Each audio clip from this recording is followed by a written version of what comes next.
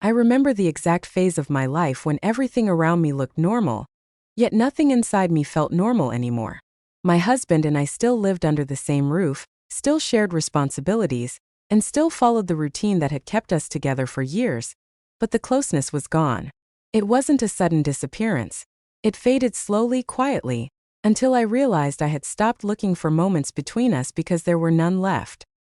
He spent his days buried in work, his evenings scrolling through his phone, and his nights sleeping before I even finished brushing my hair. I wasn't angry. I was tired of feeling unseen. During that time, Amir and Sana came into my life through a mutual friend. They were married, close in age, and had a warmth about them that instantly softened any room they entered. They weren't overly friendly, not the type to push themselves into someone's comfort zone. Yet somehow, without trying, they stepped into mine. The first few conversations were harmless, simple compliments, small observations, shared jokes. But even then, something about their attention settled deeper than it should have. Whenever they spoke to me, their focus didn't drift. They didn't half listen. They didn't nod absent-mindedly. They looked at me as if my words mattered, as if they genuinely wanted to know me, not just the polite version people show in gatherings. I didn't realize how long it had been since someone listened to me like that. I felt myself leaning into their presence more than I intended to. Over time, I started noticing subtle things. The way Amir's eyes followed my expressions instead of my words, as if he could hear the emotions I didn't speak. The way Sana remembered small details about my day, even ones I mentioned in passing. Their warmth wasn't casual. It was intentional. Not obvious enough to call out, but present enough to feel. I tried to dismiss the feeling as coincidence, but every interaction made it harder to one gathering. I caught them exchanging a brief look, something quiet, something shared, right after I laughed at one of their comments. It was a look I couldn't decode, but I felt its weight. For the first time, I wondered if they were seeing me differently than I believed. And more unsettling than that was the realization that I didn't step back. I stayed. I kept talking.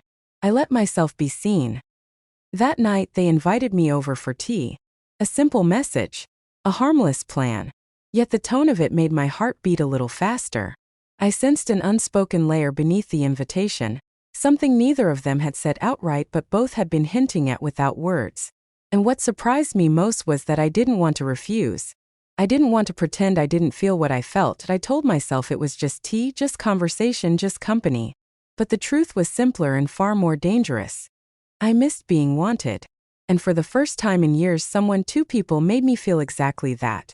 When I arrived at their apartment that evening, nothing about the place felt overly prepared. Yet everything felt intentional. The lighting was warm, the air carried a calm scent, and both of them welcomed me with an ease that erased any awkwardness I thought I'd feel. We sat together, 3 cups of tea between us, and began talking about work, routine, stress, ordinary things that somehow became deeper when shared with them. Every moment carried a softness I had been starved of for far too long. As we talked, I noticed how their attention shifted toward me in ways I couldn't ignore. Amir asked questions that weren't superficial. He listened to my answers as though he was memorizing them. Sana studied my expressions as if reading what I wasn't saying aloud. Their silence wasn't empty. It was observant, patient, understanding. I felt exposed without being uncomfortable, as if they could see the exhaustion I had tried to hide from everyone else. At one point, Amir looked at me and said gently, "You look tired in a way that doesn't come from lack of sleep." His voice wasn't intrusive. It felt like someone finally naming something I'd been afraid to admit. Before I could respond, Sana added, "You carry too much alone. Anyone can see it." Her words made me look down because they were true. Too true. I hadn't realized how heavy things had become until someone else acknowledged the weight. The honesty between us grew quickly, almost dangerously. I found myself speaking about things I hadn't voiced at home. Small disappointments, emotional gaps, the loneliness that crept into a marriage, even when nothing dramatic was wrong. They didn't judge me. They didn't tell me to be more patient or to try harder. Instead, they validated what I felt in a quiet, steady way that made my heart relax. For the first time in months, I became aware of the way they looked at each other whenever I revealed something vulnerable. It wasn't pity or shock. It was understanding. Almost like they had predicted my feelings long before I admitted them. There was a shared awareness between them. A silent exchange that made me feel like they were seeing parts of me I hadn't noticed myself. Sana reached out and touched my arm lightly while responding to something I said. The touch was brief, nothing inappropriate, but it lingered enough to send a shiver of awareness through me. Amir watched the interaction, not with jealousy but with a calm acceptance that made the moment even more confusing.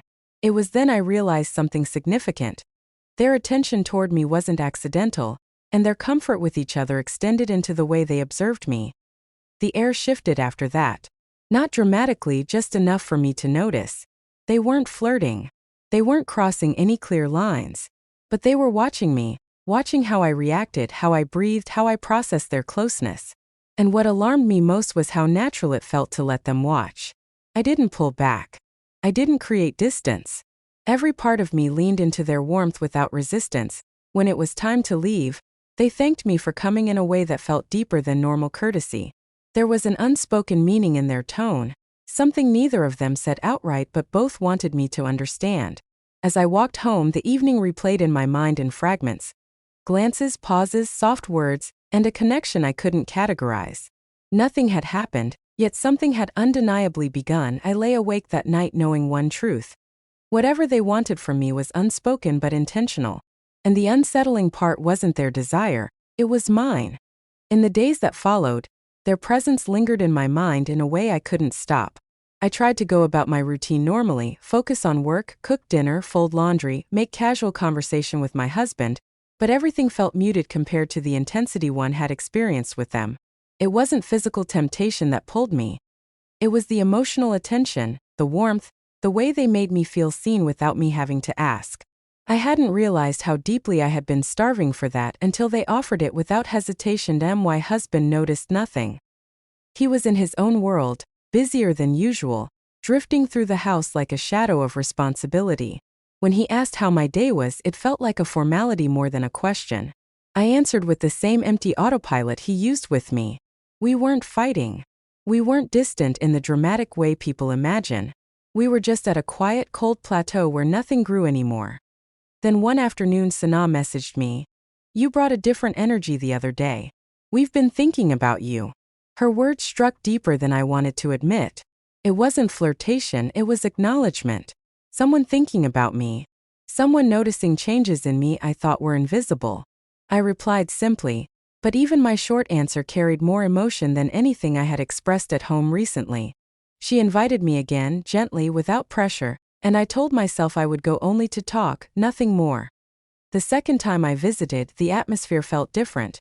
Not in a dangerous way, but in an unmistakably intentional way. They didn't act surprised to see me. Yet their eyes held a warmth that made me feel like they had been waiting. We settled into conversation easily, but every word carried more depth. They asked about things I didn't share with anyone. What made me feel disconnected lately, what I needed from myself, what I felt I had lost. Their questions weren't invasive. They were caring in a way I wasn't accustomed to. As we talked, I could sense something unspoken building between us. It wasn't desire in the typical sense, it was connection. Amir listened to me with an intensity that made me feel like he was reading between my sentences. Sana kept her focus on my expressions, watching each shift as if trying to understand the thoughts beneath them. Their attention wasn't split or casual. It was unified, directed, almost synchronized. I had never felt two people attuned to me at the same time. The moment I realized what they wanted didn't come in words. It came when I laughed at something Amir said, and both of them looked at me at the same time. Softly, warmly, almost admiringly. Their eyes held no hesitation, no confusion, only a quiet acknowledgement of what already existed between us. They weren't asking me for anything, yet they were offering something I hadn't felt in years, the feeling of being desired not physically, but emotionally, deeply, and intentionally.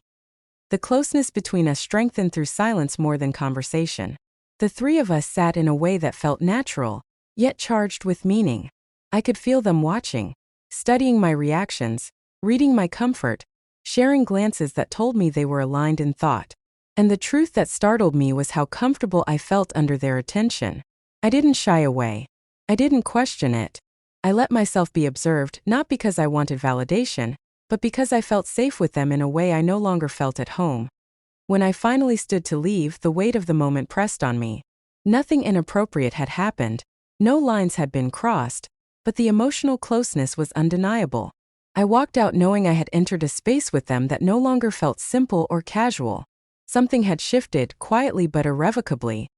And the most frightening part of all was the realization that I wanted it to shift. I wanted to return. I wanted to feel that attention again, even though every part of me knew I was already standing closer to the edge than I should be. In the weeks that followed, I lived in two versions of myself, one moving through daily routines, and the other carrying a growing connection that I tried to hide even from my own conscience. Nothing physical had happened between us, yet the emotional closeness felt powerful enough to alter the way I breathed. I found myself checking my phone more often, wondering if they had messaged, wondering if they were thinking of me the way I found myself thinking of them. It wasn't love, not exactly. It was something quieter but dangerously binding.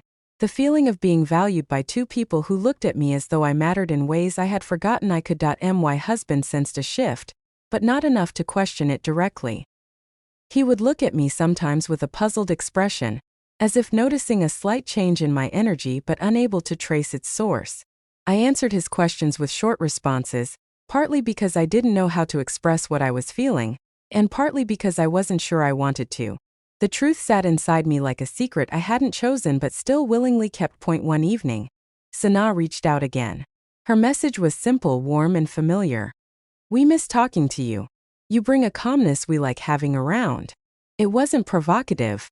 It wasn't suggestive. But the emotional weight behind it was undeniable. I read it several times, feeling both comfort and guilt pull at me in opposite directions. I had never been the type to seek attention outside my relationship, yet now I found myself unable to resist the gentle way they included me in their world. When I visited them again, something was different. Not in their behavior but in my awareness. I could sense the shift in myself before I even stepped through the door. They welcomed me with the same warmth as always, but the air between us carried a deeper understanding. They didn't hide their affection for me anymore. Not in words but in the softness of their voices, the care in their questions, the way they created space around me as though I belonged there. We talked for a long time. About loneliness, choices, regrets, hopes, and the quiet aches people carry in silence. The more they listened, the more I felt myself opening up without resistance. It wasn't about seeking anything romantic.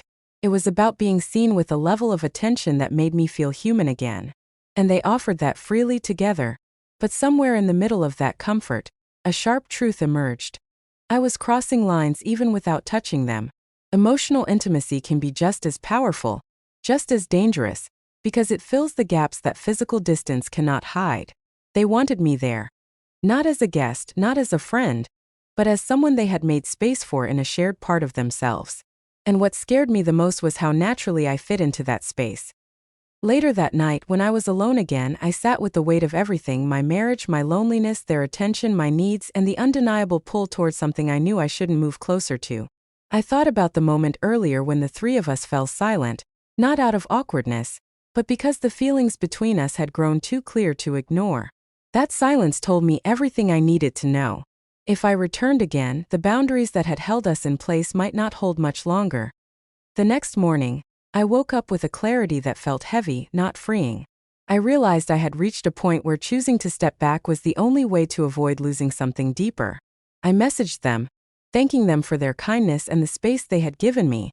But I also told them I needed distance to understand myself before things crossed a line none of us could undo. They responded with understanding, even sadness, but without pressure. They had always respected my choices, even the painful ones. In the end, nothing dramatic happened. No confrontation, no confessions, no last-minute declarations.